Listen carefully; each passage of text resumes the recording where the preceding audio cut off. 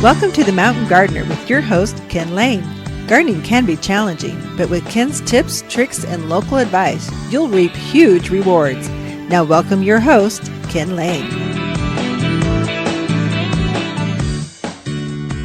And welcome to this week's edition of The Mountain Gardener. Your host, Ken Lane, here every week talking about the landscapes of northern Arizona.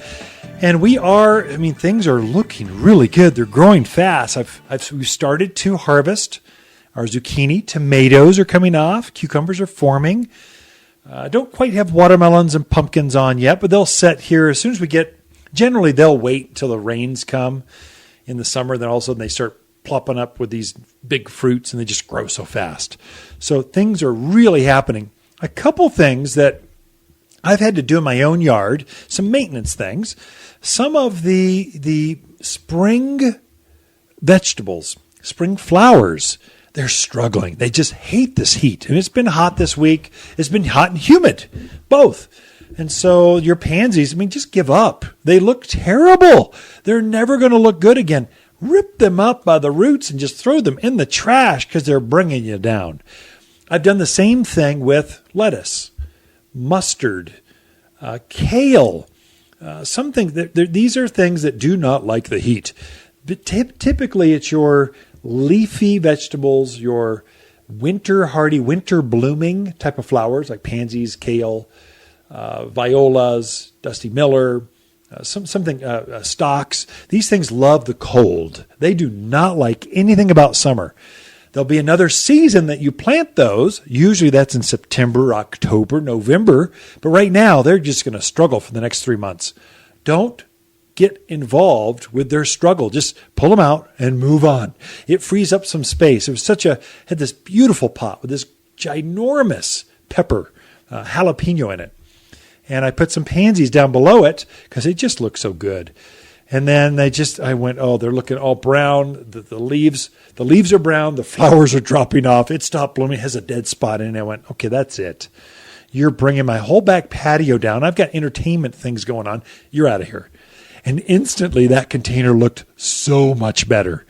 And so I'll plug in some things, probably some vinca or something that loves the heat. There's so many flowers that love the heat. I'll do that will just bloom their heart out until November.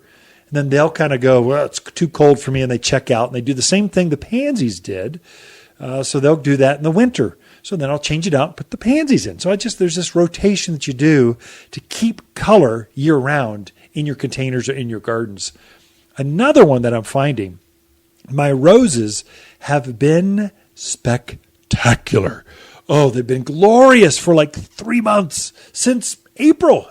They've just been gorgeous. And now they're kind of done. They've done this. The way roses work, they pulsate. They bloom. All the entire shrub just blooms all at once. It's covered in color.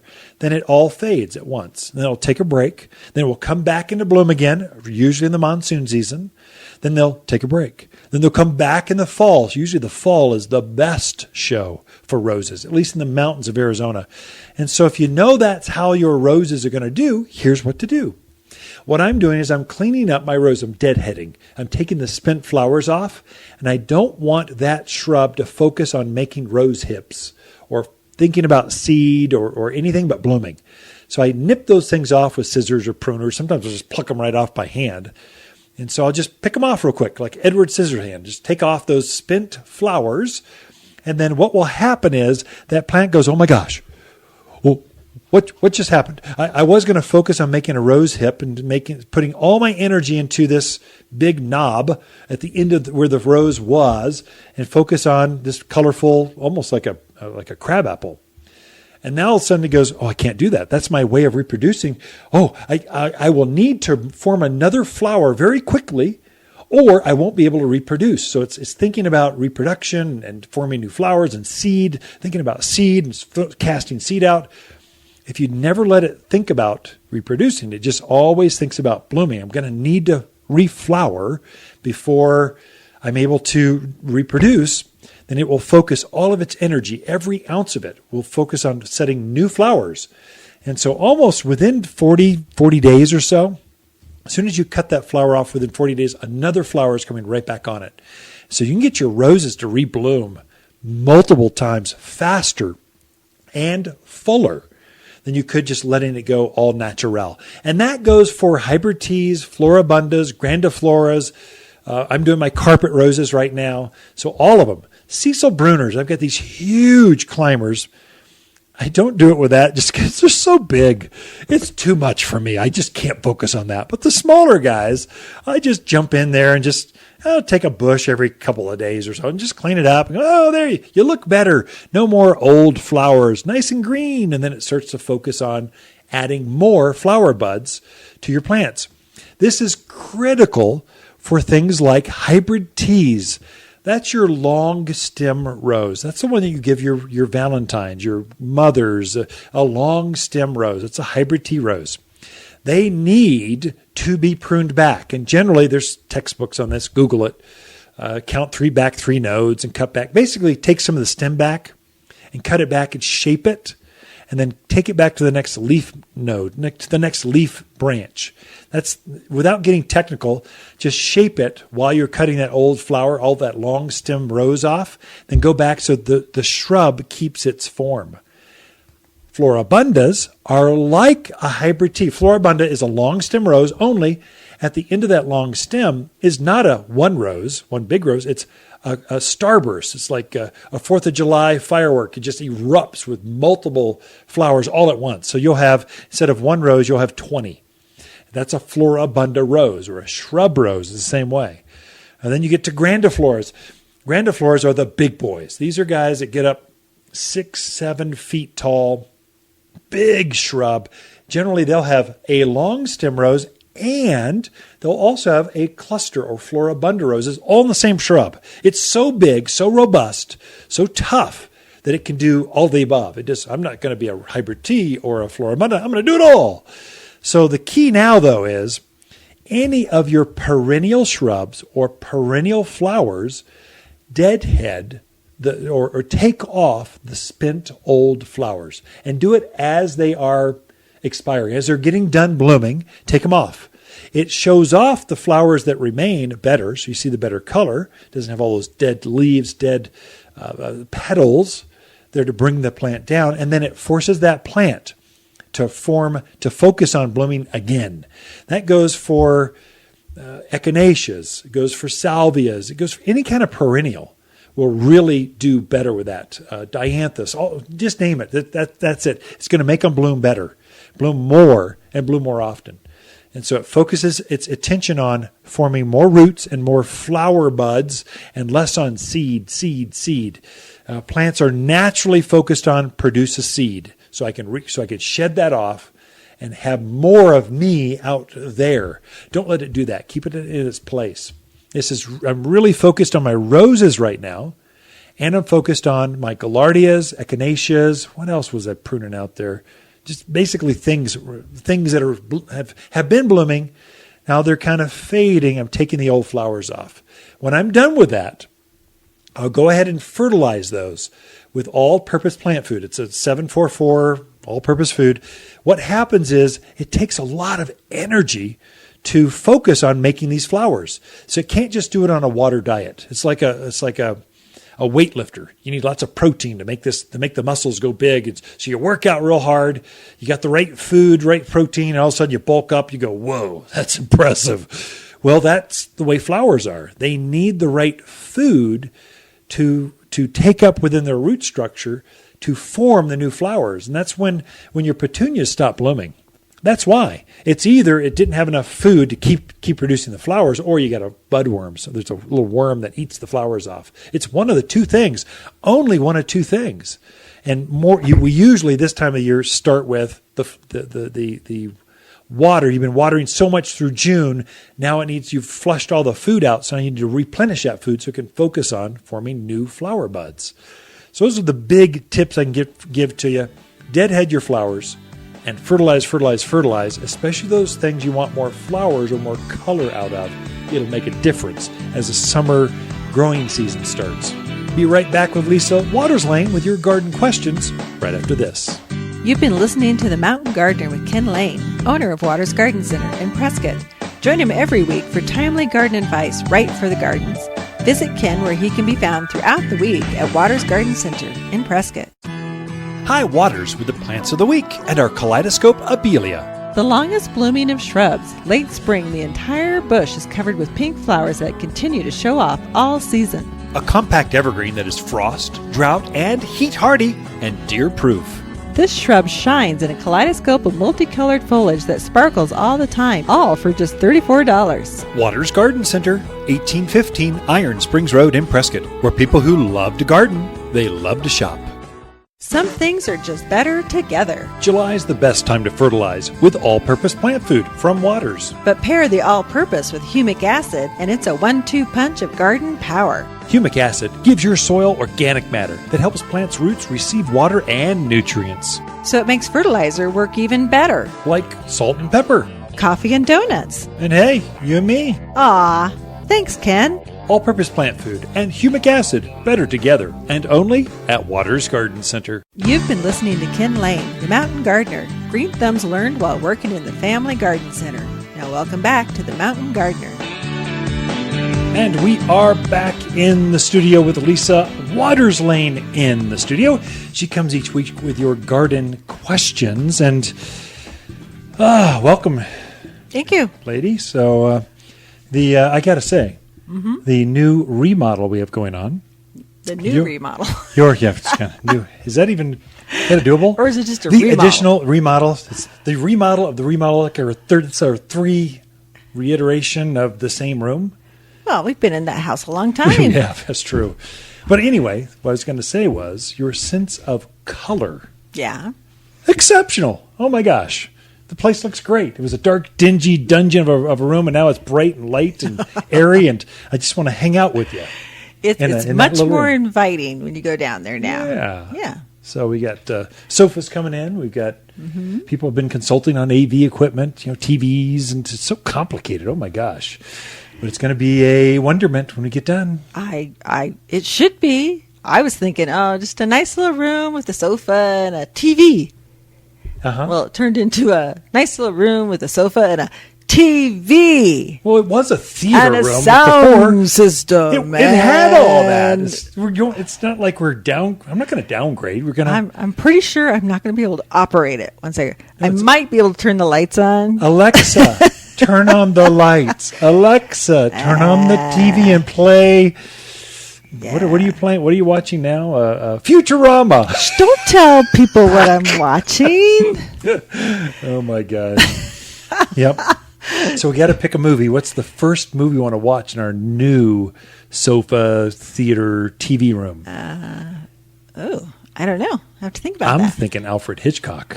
Go classic. Go black and white on your black and white on a brand new TV. 4K. Yeah, I do actually. I love classics. You can't go wrong. I like with the classics. Birds. Of all his movies, I like the Birds. The Birds. And that's in spooky. color. Oh, it is. Yeah. I had no idea. Well, there we go. Yeah. Well, we could keep going on and on about ourselves and our remodels, but we should answer a garden question since we are in the thick of. We're just starting out on a new planting season. So as the monsoon, the humidity's up, the cloud cover's over.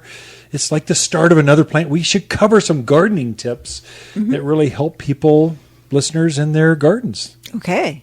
How about we answer questions? Okay. Okay. Sure.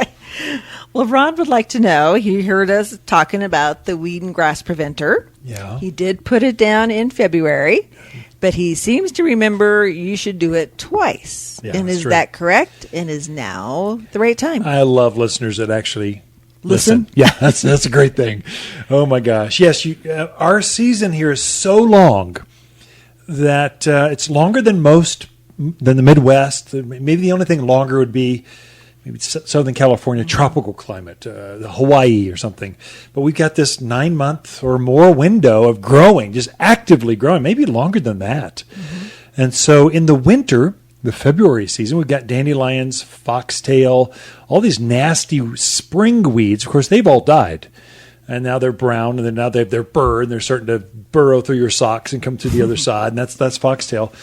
What happens is as the rains come, that first rain will initiate this huge growth of weeds that will come our way, and that's all the summer weeds. These are tumbleweeds and horehound and goathead These nasty, they seem innocent. Goat head. Oh, what a cute thing. But it's a burr the size of like a marble that's shaped in the size of a goat head that when you step on it, pops tractor tires. Literally, I've had that happen. Your kids will never have a bicycle tire that stays full. There will not be any basketballs or soccer balls that will stay because it's such a nasty weed. Horehound takes over. Tumbleweed, it grows the size of VW beetles. I mean, they're huge. And they all happen in the summer. And they're all annuals. They only come back by seed. So if you can put down the weed and grass stopper, that's exact name. It's in like a 12-pound bag, covers 5,000 square feet. It's very economical. But if you put that down before the summer rains come, it affects all of those weeds. So it mitigates like 95% of all the weeding you'll have to do. We put it down in between our rose gardens and in the flower beds, put it down on the rock lawns. I mean, just everywhere where weeds might show up. Put it down and pray for rain, which we're days out at this point.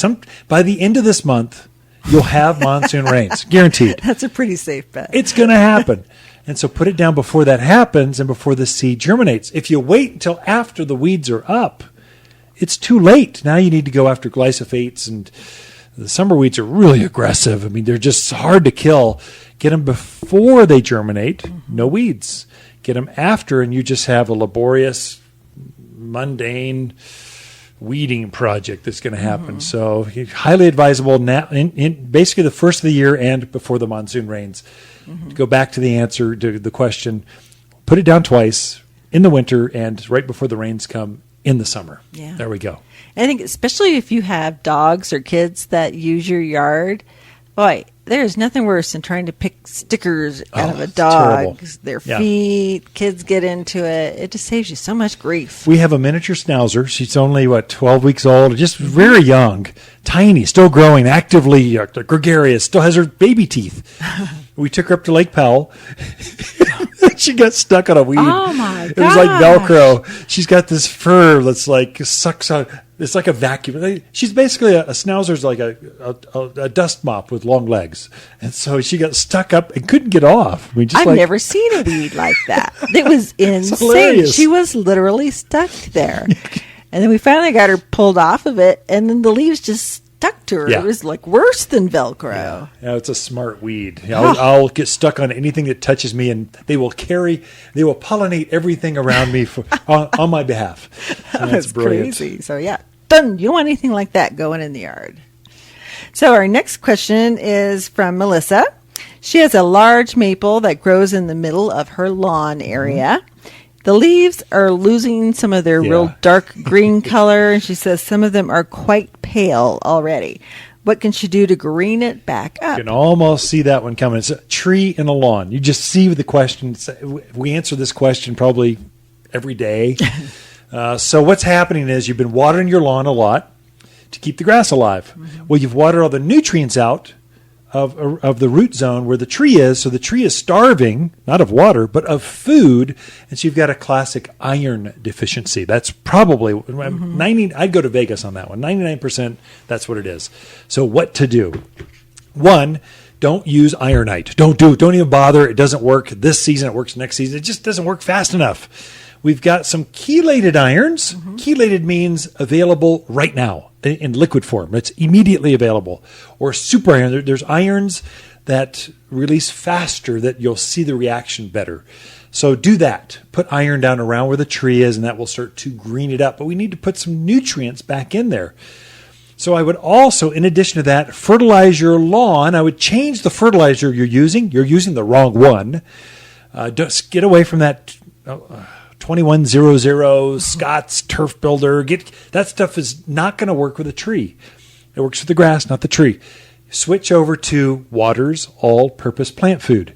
It's cottonseed meal. It's bird guano. Grass will like that. It's got iron in it. It's got sulfur in it. It lowers the pH, which will green things up. And so you put the iron you want. It's got some iron in it, but not enough. So we need to put the all-purpose food down, make the lawn green, but also make new leaves come out on your trees. Then also put the super iron on that, fast-acting iron. In addition, and now you'll get a green leaves, green lawn. Everything will be green and happy, and you get better fall color when you do that. So, and I would do that.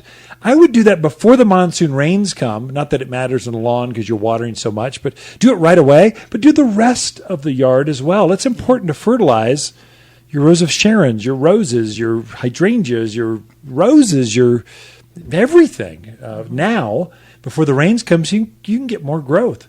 Really important for folks that have new landscapes. Everything looks so small and tiny, and your house is so big, and everything is so beige, and there's so much rock, and I just need more plants. Fertilize them, and they will come out, and they will grow faster. You're into this growing season that will really exemplify, or really magnify your growth. You'll get a whole other set of growth that you thought spring was great. Well, that's nothing compared to summer. So great questions this week, folks. Hey, we'll be back. Ken and Lisa Lane and the Mountain Gardeners. Don't turn that dial. You're listening to Ken Lane, a.k.a. the Mountain Gardener. Ken can be found throughout the week in Prescott at Waters Garden Center. Listen each week as he answers timely garden questions unique to mountain gardens. Gee, my flowers just bloom too much. Said no one, ever. Hi, this is Ken at Waters. We had a crazy winter and everyone's ready for flowers in the garden. Waters Flower Power is made specifically for Arizona that gives flowers that extra boost to burst into bloom. It's an energy kick in the plants. Get ready for roses that rule, peppers that pop, and tomatoes that triumph. More power to the flowers with Flower Power at Waters Garden Center in Prescott. Hi, Waters, with the plants of the week and our summer love, Agastache. A perennial that happily shrugs off summer heat in waves of tubular red flowers. Exceptional heat tolerance, this hummingbird perennial draws pollinators close into the garden. The minty fragrance keeps javelina, deer, and rabbits away, and these huge plants are just $39. Waters Garden Center, 1815 Iron Springs Road in Prescott, for people who love summer flowers. They love to shop. You've been listening to The Mountain Gardener with local expert Ken Lane. Join the conversation every week as he answers timely garden questions. Email Ken a question directly from your phone to his desktop through the web at watersgardencenter.com. That's Waters with 2 T's, gardencenter.com. Now welcome back your host, Ken Lane. So I was at a friend's house for a dinner party, and a fabulous house, just beautiful, lush gardens. They love to be outdoors, entertainment kitchens. We spent the whole time outdoors. It was wonderful. Thank you. But they had one tree next to the lawn. The spruce tree was brown. It just really brought them down. It had gotten damaged. The whole bottom side of that spruce was brown. You could tell it had a little bit of blue or green needles to it, but the top had flushed new growth this spring. It looked good. The top 8 feet looked great. The bottom 8 feet looked terrible. And I went, Jim, you've got to get rid of this. It's bringing you down, man. It'll be years before that thing grows out of its ugliness. And so what had happened was all the rain last winter, it had some root rot or root damage. And so it had died out. It had lost part of its vigor. But then it had enough vigor left in it, enough life left in this tree that it formed new leaf buds or candle growth. And so it focused all of its energy up top, the top half of this tree. So the top half had new growth growing, but the bottom half, it just looked terrible. It just looked terrible. It's got a $1 million house or close to that. It's a big, glorious place, great views of Granite Mountain. Sometimes you just got to call it and go, whoa, this thing is not worth trying to bring it out of itself, because it's bringing the whole rest of the house or the gardens or the landscape down. So that particular tree was only worth a chainsaw. A moment, it would take 15 minutes, chop that sucker up, get it out of there. And it already had some other pine trees growing. So fertilize those things, get them to really start to grow. And without the other tree to take all the energy and water and food, the other trees, all the nutrients go to the tree, the baby that's left over, and so it comes up if it's growing in the right place. Quite honestly, his wife wanted a peach tree and said, listen, Just cut that spruce down and put a peach tree there. You'll like it. It'll be better. It's a great place. It's next to the lawn. Your peaches will fall off the tree and land on this soft green lawn, and you'll go out and pick them, and if you can beat the javelina to them, and then juicily, just bite down into a fresh peach, and that mouth just waters. No, it's so. You'll go take the extras and make peach cobbler, and you'll bring one to Waters Garden Center, and I'll be your best friend because I love peach cobbler. Anyway, I think that's what they're going to do, or I'll try to encourage for friends. You kind of go your extra mile with them, just going, let me help you pick the right one, kind of stuff. Those are some things. If you've got a tree that just looks off, a lot of shrubs got damaged last winter. They could not handle 2 months straight of just moist, damp, wet roots. They just literally rotted in the ground. And so that's what happened to this particular tree. Kind of watch that one. That's one thing some of your plants, and this is hard for you gardeners, you poor gardeners. You like to think that your grandmother went dumpster diving behind the nursery and pulled out this half-dead thing, would bring it back to life, and it would look great. And she would brag about it to all of her friends at church. And look at what I did. And I made my own cobbler out of this old spent tree. And it's too hard to grow things here in Arizona like that. It'll take years for it to come out of it. For a little bit of money, you can have this fresh, new, glorious, pretty plant, and you can start like 8 steps ahead instead of always trying to resurrect the dead. Sometimes your gardens need some freshness, some newness, instead of trying to resurrect the dead stuff. So some plants literally need to be cut down and killed and moved aside because they're just too ugly to be worth living in your landscape anymore. Dig them up, give them to a friend that needs something. I don't know. My dumpster's always full with cuttings or spent dead plants. But I own a garden center. It's almost more dangerous. It's actually terrible because you get everything at cost, which means, I own the whole nursery, every plant in it. And so I'll take the one that's got a broken branch, I'll bring it back to life. But then you're always experimenting with new plants. Let's try this. Let's see. I wonder if it'll grow here. Let's see how much sun a shade plant really can take. Let's see how much sun how much shade a sun plant can really take. I'm actually amazed at how versatile plants are, but you're just gardening more than usual. And so it actually costs you more energy, time, and labor for sure. It also costs you a lot more plants. And so in the end, it doesn't save you a dime to have your own garden center. It actually costs you more. But you learn what the limits are of the plants that you're selling, that you're promoting, that you're introducing into a community. And so you learn more. And that's part of gardening. I just want to learn. I'll try it for 2 or 3 years and go, oh, it did great. Okay, you're done. And it looked fabulous. I'm just done with you. Time for the next thing. And try a new one to see how it does in that space. So we've got several experimental gardens that we just play with and introduce new plants. And before we introduce one here at the garden center, a brand new plant, something that no one has ever seen, we've already tested it and tried it in our own gardens. We know this is going to work. Try this one. It's going to grow about 3 feet tall. It's going to be mounded shape. It's going to bloom from April through October. Hummingbirds are going to love it, and you'll be so pleased with very little care. If you travel, it'll be great. If you miss a watering, it'll be great. We know how to recommend the plants that we sell because we've experimented with them. Anyway, we got a lot in store for you. Be right back after this. The Mountain Gardener, your source for timely garden advice right for higher elevations. Guaranteed to make a difference in your yard this season. Hi, Lisa here with the Plants of the Week and our Cabernet Sauvignon grape finds. One of the most widely recognized wine grapes, producing tasty red fruits and superior wine. Yes, you can grow your own, and it doesn't take as many vines as you might think. Used to arch a walkway or shade a terrace, all for under $20. The grape harvest is simply a bonus. Waters Garden Center, 1815 Iron Springs Road in Prescott, where people who love to make their own wine, they love to shop.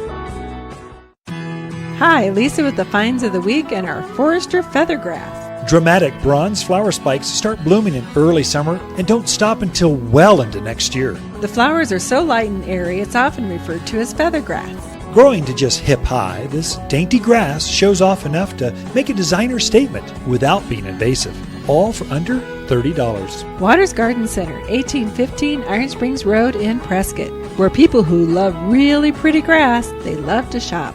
You're listening to The Mountain Gardener with local expert Ken Lane. Mountain gardening is very rewarding, with a few of Ken's tips, tricks, and garden shortcuts sure to turn your thumbs even greener. Now welcome back to The Mountain Gardener.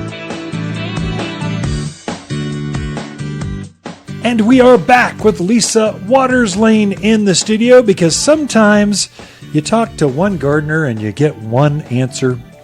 Sometimes you talk to 10 gardeners and you get 12 answers. So it just it's valuable to talk. That's the great thing about gardening. It's very social.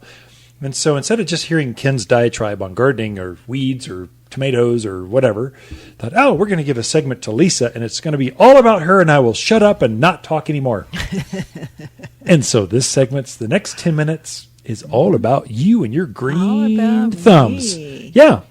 Well, great. I don't think I can fill 10 minutes without you talking. Here we go. Let's try it. Well, okay.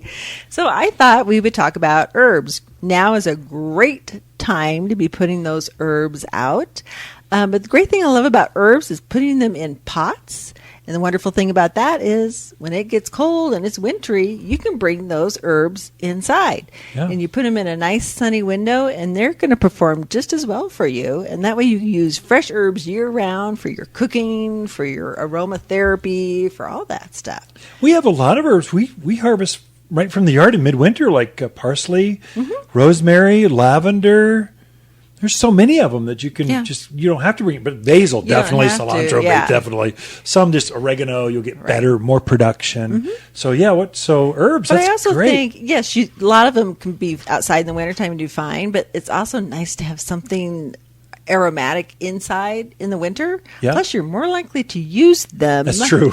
If they're inside instead of outside covered by a foot of snow. That's true. Yeah. So I kind of picked some of the ones that will actually do quite well in containers because not all of them will. But the one I really like, especially if you do a lot of Italian cooking, is the bay laurel. We have little ragu bay laurel. It makes a really nice plant. It's not a real tiny plant. It would look wonderful in like a big shrub 8-inch container or so. Sure. I mean, I guess if you let it go. Yeah, that's but you're not going to, because you're harvesting it for your cooking. So bay laurel, a great one for those Italians. Parsley does quite well in container too. A lot of people don't think about it performing that well in a container, but it will in a nice, bright, sunny room. Thing about parsley, the more you harvest, the more you use, the more it's going to grow. Definitely don't want to overwater it. It will yellow out. So do you have a favorite parsley? There's curly leaf, there's regular Italian, and they're all kind of sort of the same. They taste the same. I think they taste the same. I like the curly just because I like the texture. No, I'm a flat guy myself. So regular Italian. Do we ever agree upon anything? Chives also do excellent, and those are so easy just to snip off and use while you're cooking. There's garlic chives, there's regular chives, there's onion chives. There's actually a few different ones, so definitely fun to try. Oreganos, there again, a lot of different varieties, from the hot and spicy, the Greek, traditional. All of them do really, really well. I like the gold one. It tastes like oregano, but it's bright and cheery. It's just brighter. You put that next to a path where it's really hot, and it just looks so yellow. I agree. It's gold. It actually makes kind of a nice little ground cover. I'm not sure for cooking, though. I've never tried it. After the show, I'm going to run out there and just taste. I mean, all of our herbs are organic. They're non-GMO, all that stuff you want. I'm going to go do a taste test. Well, you should do that. And let's do that. Hey, you want to go on a date? An oregano tasting date in our own store. That's like going to the backyard, going, you want a date in the backyard? There you go. Sages as well. Sage is another one for those poultry cooking. You use that a lot in poultry. It's actually good in salads and salad dressings as well. And there's more than just, there's the purple kind. There's one that's green and white, very pretty. And then there's a tricolor that has a little bit of pink in it as well. And they all taste the same. So they're all kind of saying, I'm going, now wait, just which ones? I don't know. I am not a cook. Yeah. I'd love to be a cook, but I'm not a cook. We've got traditional couldn't tell sage you. in the back, so we'll go pick Yeah. some, and I grill with it. I'll actually, when we're rotisserieing, I'll put some in that grill underneath, on the pan underneath, kind of Right. keep things humid. I have this herbal smell, or I'll use it on the grill side a lot, but in the kitchen, not quite as much, but fresh herbs. I'm going to do a taste test. Hey, you want to go on a date? Our taste testing date. Yeah. But yeah, I don't know. I'm sure a really good chef would tell us. Oh, yeah. But Sure. I don't know. So same with thyme. Thyme is another one. How many different thymes are there? We're out of time to mention them all. Yeah, it's There's bad. French Terrible. thyme, English thyme, creeping thyme. There's mother of thyme. There's Yeah, a it's true. bazillion different thymes. They all taste the same. Those I know, they all taste the same. You think so? They all bloom the same. I'm telling you, they all bloom. The height varies quite a Height bit. varies, Yeah. but the leaf size varies as well. They taste the same. I've tried them. Those I know, they taste the same. Now, what height do you want? Okay. You want a creeping one that's like 1 inch or 6 millimeters over the ground, or you want a tall one that's flowing out over the raised beds? That's Okay. I'll believe you. And no animal eats any time, because we've got a lot of that in the front they yard. do. Javelina, deer, just stuff. Bunnies, nothing They're all touches they don't. No matter the time, they don't eat it. Any Okay. time of the day. Anytime. Yeah. We could keep going, Time, but yeah. we'll stop. Lemon balm, which is another. I love the fragrance of Yeah. lemon balm when you kind of rub the leaves. Has that nice lemon scent to it. Use it in salads. You can use it in salad dressings. You can even dry it and use it in your teas. Just very versatile, but I love the smell of it. You know Very, what I very had nice. smell wise? I was traipsing up and down in this remodel. It's downstairs. So you had to go down a flight and a half of stairs to the backyard, and the dill was in the way. We got sofas yeah. coming. They got to go downstairs. We've got things are being delivered downstairs. And so I cut the dill back, which is standing 4 feet tall in full bloom. It's glorious. I just whacked it off going, it'll grow back. No. And before I let everyone go, here, smell this. And their eye, you could just, everyone that walked up and down that was helping, their eyes just lit up and went, oh, what is that? I'm going, this is dill. This is fresh dill. You can grow your own fresh dill. It's right there. It's just, if you want dill, take some. There's plenty. It's too big. Take this. So fresh herbs. Oh my goodness. They're so yeah. good. Nothing better than that smell. Of course, the mints. Sometimes mints do better in a pot, They either do. Yeah. inside and outside, because they're not going to take over your entire yard Yeah. that way. When we first moved into our house, however many years ago that was, they had a little herb garden right out front, and there was all kinds of mints that had pretty much taken over. And I don't know how long it took me to get rid of that mint. I think there's some still coming up over by the water faucet. Gosh, that stuff is crazy. So you have to be careful with it. You can't just throw it out in your Right. yard, or you'll have a yard of mint. Unless you've got a brown thumb, and then start with mint, because There you you just go. can't kill it. You It's going to can't keep growing, kill keep it. growing. Yeah. Nothing eats it except people. Takes great in teas and just fresh. Mojitos, Oh, grow yeah. your own spearmint. So there's Oh, yeah. spearmint, chocolate mint, peppermint, strawberry mint. I think there's orange mint, ginger mint. I mean, you name it. All fun to try. Ginger mint. That doesn't sound so good. Strawberry mint. I tried that. It's delicious. Of course, peppermint. Of course, chocolate mint's kind of our favorite. We have a lot of Right. chocolate mint. We like it in Chocolate. Oh. Rosemary. We can't forget rosemary. That's one of those ones. It's almost like mint. You can't kill it. You can overwater it. So Yes, I you have can. killed some by overwatering. So Yes. that one's so drought hardy.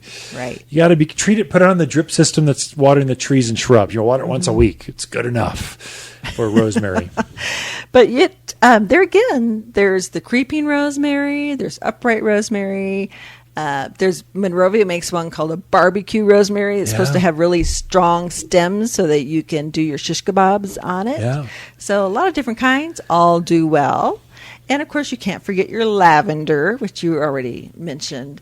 Somebody had posted, I think it was on Facebook, they had bought some lavender plants last year, and they were harvesting them, and it was beautiful. That was a past employee. I won't say him over the airwaves because that would be rude. But yeah, past employee, friend of ours. Once you're part of the Waters family, you're always part of the Waters family. Right. And she's just helping us out, going, look what I did. Look. Thank you, She had a huge tub of it, and it looked absolutely gorgeous. And I'm sure she's going to dry it and all that kind of stuff. But I love the smell of lavender. I just think it's so relaxing. And you can plant herbs right now. Oh, yeah. You're not too late. You're not too early. You're right on time. You're at the beginning of the summer planting season where herbs actually do better. So you're okay to, and don't start by seed now.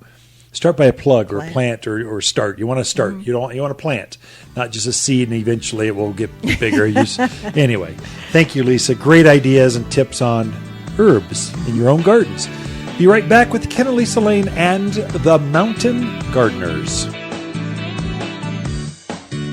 Look for more tips, tricks, and garden shortcuts through Ken's website. Podcast the show, read his weekly garden column, or follow him on Facebook and Instagram at watersgardencenter.com. That's Waters with 2 T's, gardencenter.com. Hi, Waters with the plant of the week and our red cobweb hens and chicks. Tiny rosettes are covered with crazy cobweb-like hairs, then open and spread to make a dense, succulent ground cover. This drought-loving perennial flushes red in the spring with cactus pink flowers in the summer. Perfect for planting in rock gardens, super attractive in containers, and just $14. Waters Garden Center, 1815 Iron Springs Road in Prescott, where people who love crazy new succulents, they love to shop.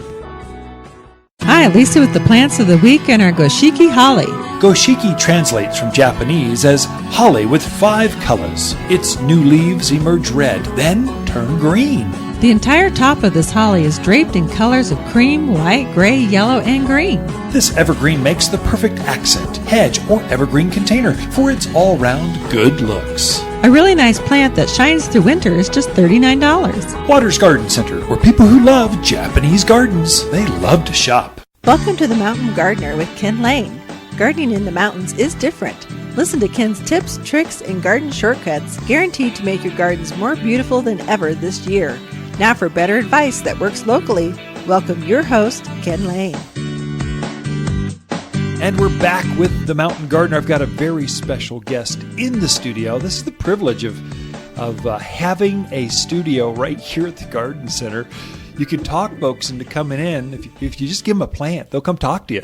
So I've got the founder of Waters Garden Center here. Now, Harold Waters. He started Waters Garden Center this spring in 1962. This is his 50-year anniversary. So I thought, hey, it'd be great to have Harold back on the radio, just sharing how he got started, how it really, what was it like back in the 60s, business-wise, garden center-wise? How'd you really get going? So I thought those would be interesting stories to share with you. They are garden-related, but it's more the history of gardening. Harold, welcome to the studio. Well, thank you, Ken. Yeah. Good to be here. Yeah. And I always enjoy sharing a little bit of history about the place. It's sort of one of the fun things to think about what has happened and how things have really just come right along, and to see this garden center so successful today in your hands. Yeah. So it's been fun. So I bet you never imagined the garden center being as large as we are. I mean, we're just talking acres of glass, pathways every place, parking lot we got close to an acre of just asphalt. I mean, could you envision that back in 1962?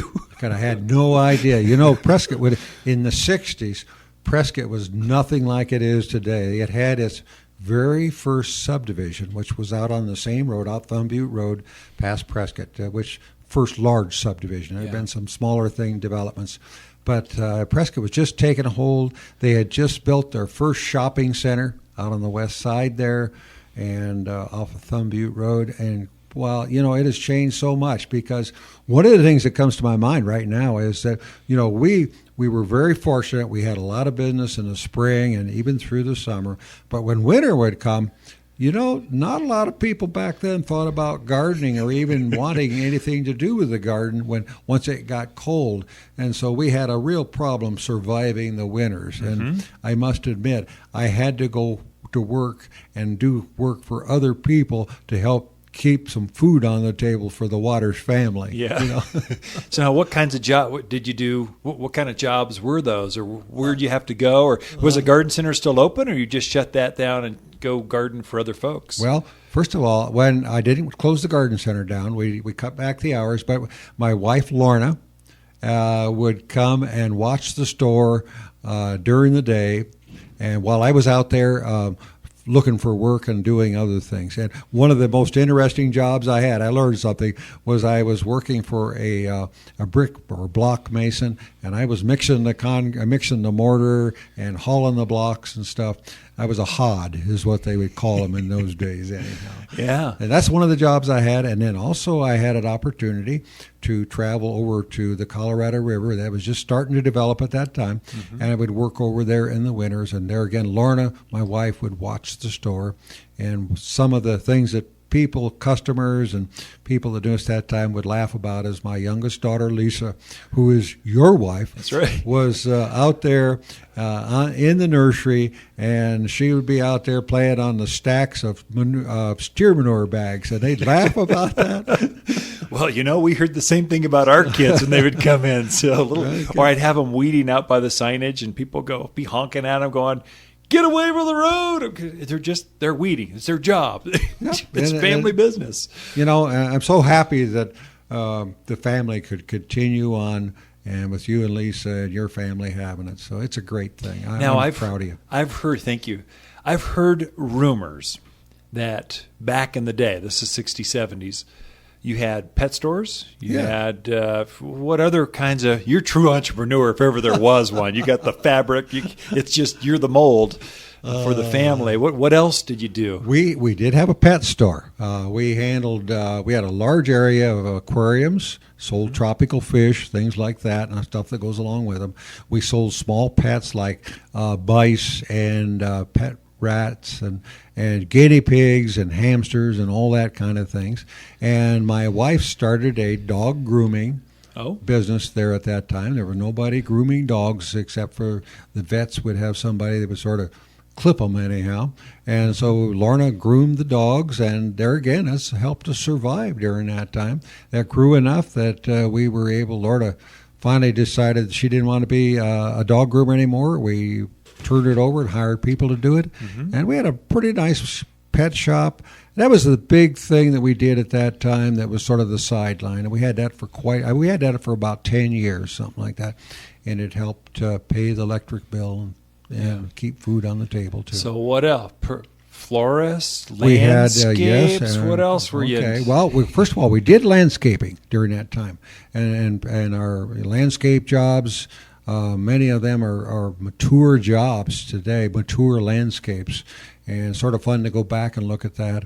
The other thing, we did have a flower shop. We took over, or we bought out one of the other local florists. Martha Duck had a flower shop called Prescott Flower Shop, and it was a very well established and a good flower shop. We brought it to our place and made it part of Waters Garden Center, and we had that for a long time. Actually, we had that up till about the time that we built the new garden center, and we decided not to continue in the flower shop business. But that was a fun thing also. There again, a learning experience, and many of the people we had as customers for Garden Center were our florist customers as well. Yeah. So we have a lot of friends out there that are still around Prescott to remember those times. Yeah, in fact, Lisa made her way as a florist, right. made her way through college. Yeah. I mean, we dated, and she was always working late on holidays as a florist. Yeah. So that's how she paid Go Sun Devils, ASU. So that's how she got through the whole process. So it was, still plays out. There you go. She puts that same design flair to the container gardens and stuff. So what are some of those original landscapes that you did that have matured and come together? Anything come to mind? Boy, I've got a blank on that right at the minute. Okay. There were homes that we landscaped, of course, out on the west side of Prescott, because that was closest to us. We went as far away as Flagstaff and did some landscape projects. Around town here, there were various residences, of course, and some of them were older homes, even at that time, that they just didn't have what they want.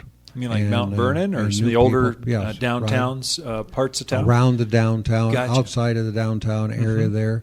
And as Prescott grew, we just continued to do more and more landscaping. It got to be a much larger business than I ever expected it to become. How many crews did you have going at one time at the peak or whenever that was? Okay, at the peak, we had 5 crews. At the very minimum, it was just Harold Waters.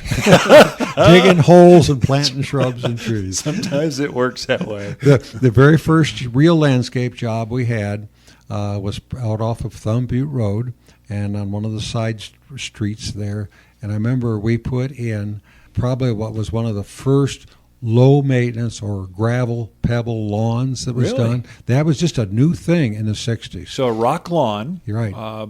Brand new in the what year? Late 60s, early 60s? No, early 60s. Really? It started down in Sun City, Youngtown, in the valley, and that happened to be in the nursery with the nursery business down there, landscaping at that time.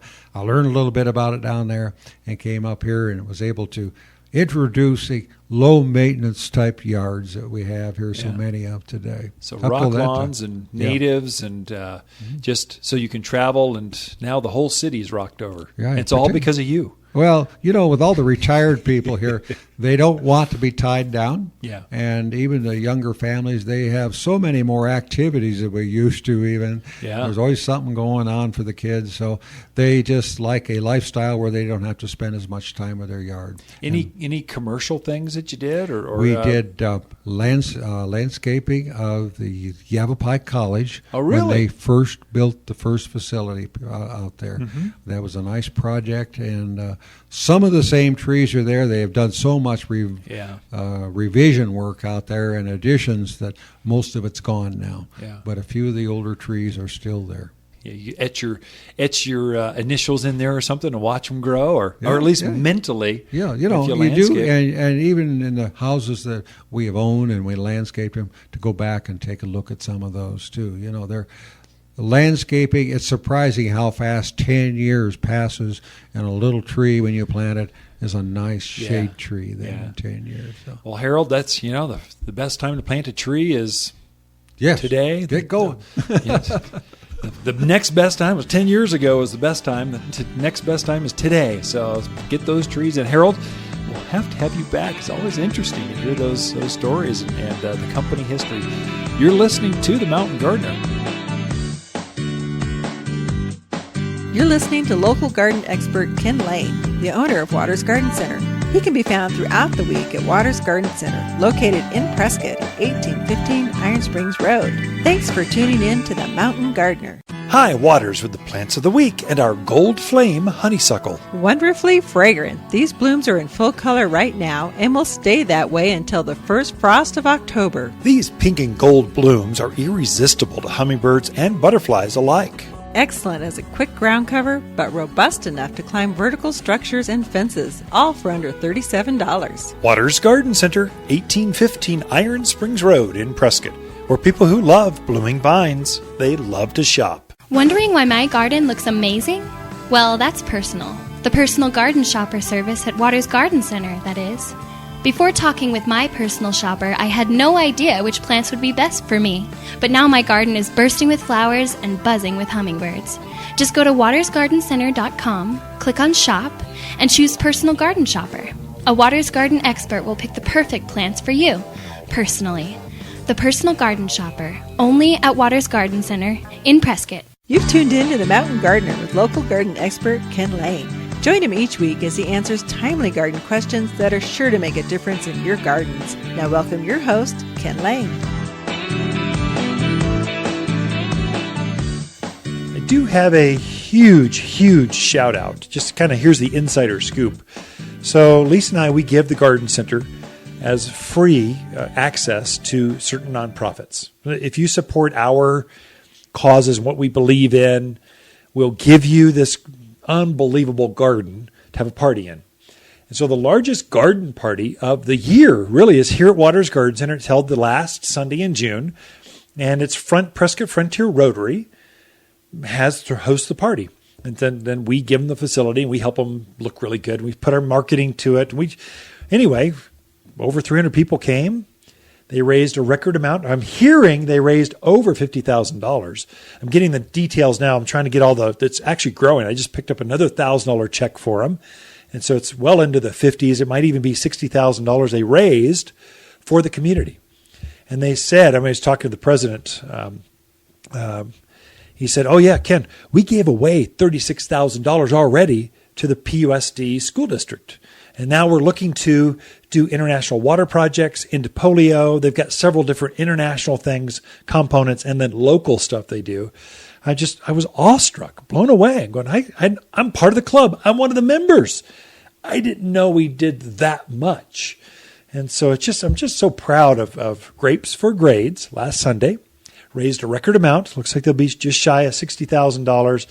And that money that you all, the community, generously gave to be a part of this, it's already going to good use as we speak. And so that's just well done. Just so encouraged by that. I'm just so amazed at how generous Northern Arizona is. Now, I'm in Prescott. Our nursery's in Prescott, but Chino Valley is just as generous. I mean, Flagstaff, tremendously generous. Payson, I know, good friend. The White Mountains, the North Country, these smaller towns where we're just community. We just look after our neighbors, and it's a reason that Lisa and I have lived here, born here, raised here. We're not looking to go anywhere else, just because I'm just so proud to call myself a Prescottonian or a Northern Arizonan. I just feel a bond with our community up here in the mountains, in God's country. There we go. I got to mention garden classes. And so there's a free garden class every weekend. Come, take advantage of that. We want you to be a better gardener, especially if you're new to the area. And some of the highlights for July, that this weekend was juicier fruits, grapes, and berries. If you want to know how to grow more berries and grapes, fruit trees we touched on, that was this weekend. On the 20th, that's next Saturday at 9:30, is how to grow roses really easily. All the details, how to grow, what the best variety, how to bring the most blooms, most fragrance.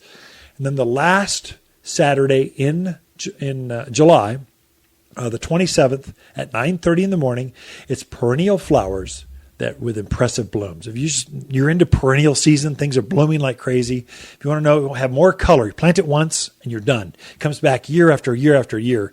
That's the class for you. If you want to tune in, take a look at watersgardencenter.com under classes, or Facebook under events. Just look at Facebook.com. You Facebookers, you know what to do. Anyway, take a look. They're all free because we truly care. We want you to be a better gardener than you can be than just experimenting on your own. We can help at least get you where you're making mistakes in the right direction. And plus you get to hang out with a bunch of really cool gardeners that also like to do the same thing. Ken and Lisa Lane, we hang out here at Waters Garden Center. We love helping and dealing with fans of the show or just locals in our community.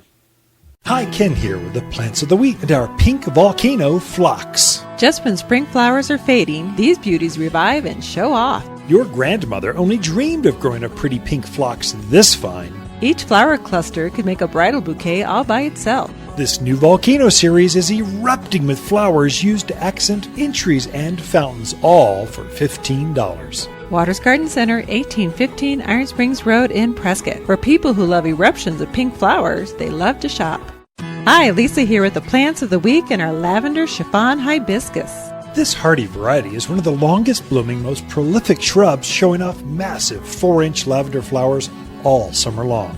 This stately bush likes to show off, and all for $39. But wait, there's more. These pretty shrubs come back again next year with even more stunning beauty. Waters Garden Center, 1815 Iron Springs Road in Prescott, where people who love stunning hibiscus, they love to shop.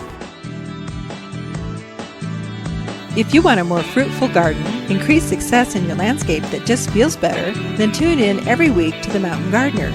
Years of tips, tricks, and garden shortcuts are guaranteed to make your gardens nicer than ever. Listen to this podcast or read Ken's weekly garden column by visiting watersgardencenter.com. That's Waters with 2 T's, gardencenter.com. Thanks for tuning in.